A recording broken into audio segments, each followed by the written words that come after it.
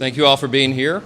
Just had a good meeting with President Zelensky. I reiterated to him that we stand with him and against Putin's brutal invasion. The American people stand for freedom, and they're on the right side of this fight. I have asked the White House since the day that I was handed the gavel as Speaker for clarity. We need a clear articulation of the strategy to allow Ukraine to win.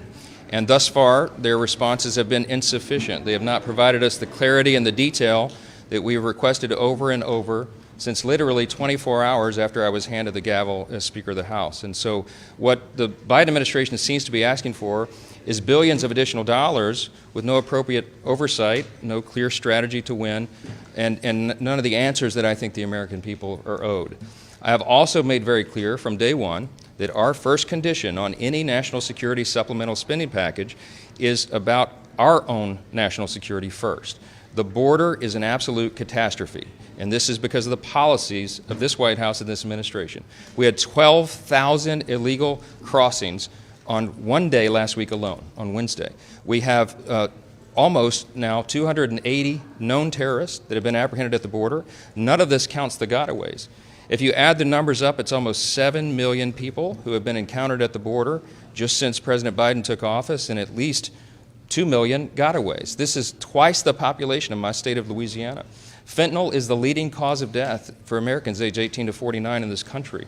Fentanyl poisoning, because it's allowed over the border. We have human trafficking and all the other terrible things. In the last 3 months, October, November, December alone, we've had more illegal crossings at the border than in any entire year during the Obama administration. The American people see this, they feel it acutely, they see all the terrible societal ills that come from this, and it must be addressed. So I've made this very clear, again, from the very beginning, when I was handed the gavel. We needed clarity on what we're doing in Ukraine and how we'll have proper oversight of the spending of precious taxpayer dollars of the American citizens, and we needed a transformative change at the border. Thus far, we've gotten neither. The Senate has been MIA on this. The House passed H.R. 2 6 months ago, more than 6 months ago. It's been sitting and collecting dust on Chuck Schumer's desk. I have told him personally, I've told the National Security Advisor, the Secretary of State, the Secretary of Defense, that these are our conditions because these are the conditions of the American people. And we are resolute on that. It is not the House's issue right now. The issue is with the White House and the Senate.